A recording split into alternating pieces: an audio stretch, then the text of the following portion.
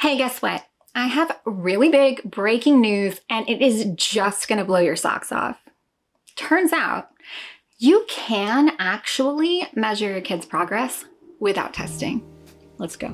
Welcome back to Making Everyday Magic. My name is Shanna. If you are new here, we are a homeschooling family of 4. We are in our 9th year of homeschooling and I have an 8th grader and a 4th grader. And today I just want to talk with you about how we can evaluate our children without testing. But I'm going to start the video with a big disclaimer, so hear me out.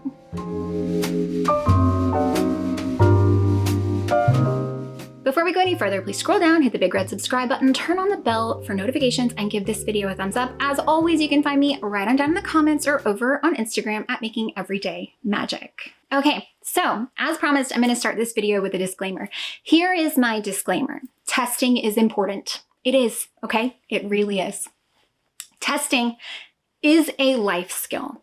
Being able to sit down in what feels like a high intensity, high pressure situation and relay you on your brain through paper, computer, however it is administered, that you know the things that you are being tested on. It is a life skill.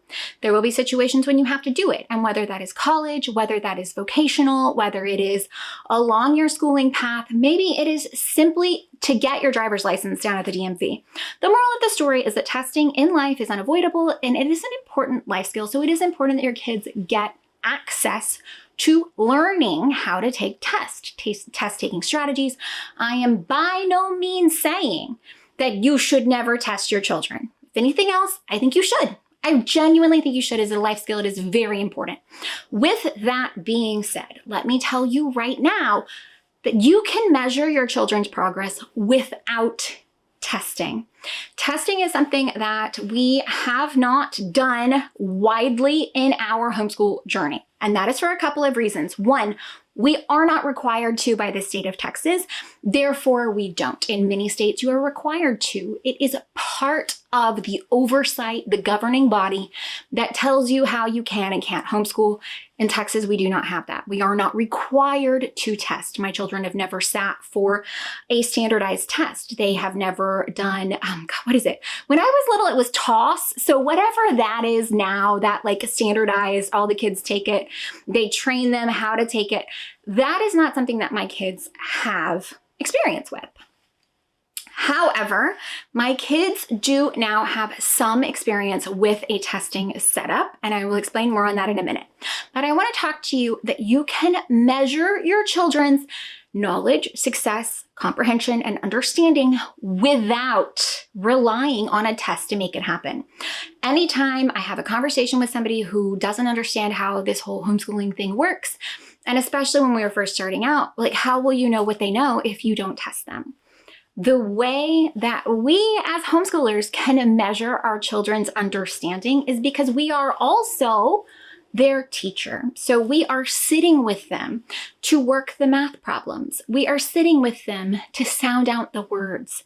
By doing so, if you are paying even remote attention, you will know where your children are struggling. You will know what your children have mastered. You will know what your children need a little bit more practice on. So simply by being in the trenches of education and schooling with your learner, you will know what they do and don't know. You will have an idea of if they're finding success or not. And you can do that without throwing sheets of paper at them and asking them to regurgitate the knowledge that they have. You can go many years, whole subjects, whole grade levels without giving them a formal test. Now, again, testing is an important life skill. I'm not saying don't ever do that. We have, as my children have gotten older, again, I have kind of old homeschoolers now. So I have a 4th grader who is learning fractions, and I have an 8th grader who is about to enter high school. We are doing things, and she's got stuff that's already being transcribed. For that purpose, it is important to me that I have kind of an accurate assessment of where her grades are. So the way that we will administer tests in our homeschool, I don't test for everything. I do not give them a great amount of stress. I do not even go so far as just, shoving the paper at them and walking them away and expecting them to do the whole thing. That's just not what I do. And I don't think it's realistic. And honestly, short of a couple instances in life, they're never going to encounter a test that is actually that way anymore. It's open book, it's open resources, it's open notes, out even in the real world. And so the things that we have found that are giving us success in this season of life where we do have some amount of easing into those pressures, because there will be SATs and ACTs on the horizon for them. The way that we ease into that with my 4th grader is that we don't test every math week. We just don't. That I don't find it valuable. I don't need to know that. It's just an added stress. There's no reason for that. What we do is we do those unit tests, and there are, I think, 3 or 4 in the entire Math EC program over the year. And so what we will do is we will hand her the test and give her a whole week to take it. It is usually multiple pages, so like 1 page a day gets you through. We go over in every section what she needs to be doing to make sure she understands what to do in that section.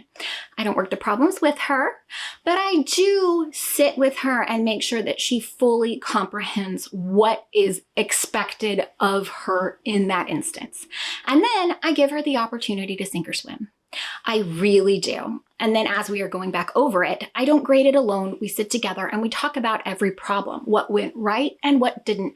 And I feel like by doing that kind of hand holding along the way, it does alleviate a lot of the stress that can come with testing anxiety and things like that. Now, with my older daughter, we've gotten into the place where she does a bulk of her math assignment on her own. And honestly, the Denison approach is very similar. They work all the way through. They have their BHAG, I don't remember what it stands for, but it's basically like your sheet of notes and formulas and your just little cheat information that isn't necessary to live in your brain, but that you can use on your tests. It was the BHAG, but I don't remember what it stands for. If I can find it, I'll put it right here. But essentially, it's your things that you can take with you on your journey so that your brain doesn't have to keep up with that. It's important that you know how to do the things and what to do and that you get the right answer. But even in the solutions videos, Mr. Denison works every single one. It isn't a yes or a no, it's a yes and how. And for me, this brings me great joy. I have spoken this year about our struggles with our vocabulary. Do you know what we did to solve the problem and right the ship? I changed. How did I change? Instead of handing her a sheet of 50 terms from cumulative throughout the entire course to now, I said, I'm going to give you this sheet. We're going to grade it SAT style. I'm only going to grade what you attempt. If you attempt it and get it right, it's great, it's right. If you attempt it and get it wrong, those will be the only ones that count against you. And we are finding much better success. And I honestly kind of thought that the first week of trying this out and the first week of doing this, she would definitely only go for the easy wins. But she didn't. And I was really, really proud of her for that. And I feel like that speaks volumes to the lack of stress that we put around testing in these testing environments. Now, is this the same way it's going to be later when they do go out in the real world? No, it's not, but it's a half step. It's a half step. It's a little bit of experience. It's getting some of those really good skills in now before stressing about the results. And I think, especially as homeschoolers, that journey is what is important. That journey is what is valuable. It's not that I need you to be able to do every single quadratic equation. It's that I need you to recognize it. I need you to know what you're supposed to do. That, to me, that learning how to get the information is going to be way more important in life and everywhere than being able to regurgitate and vomit the information. Now, like I said earlier, my kids do have a little bit of experience now because of their music teacher.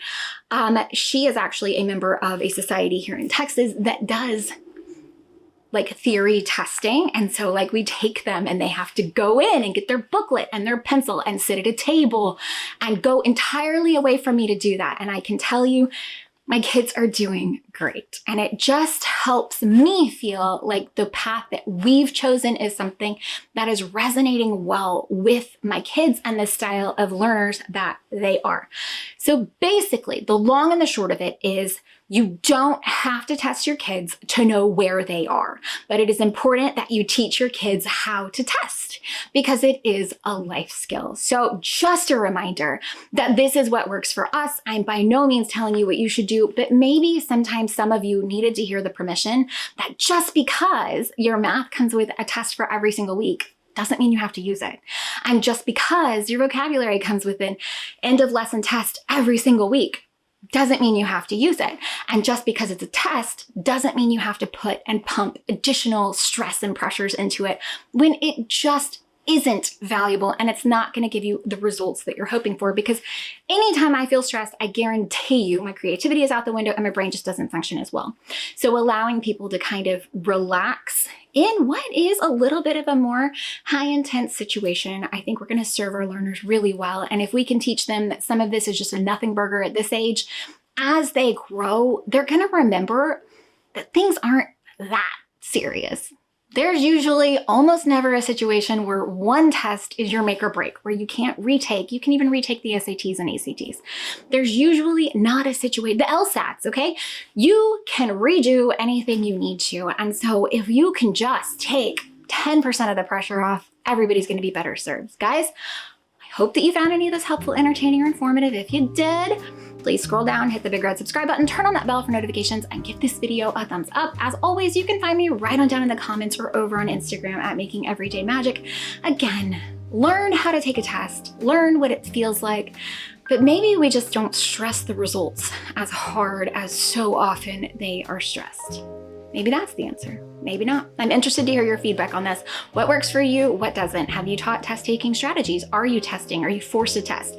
How do you manage that?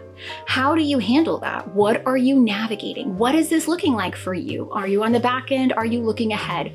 What is happening? What's your inner dialogue around testing and what's your experience like? Please, please, please share with the group. Bye, guys.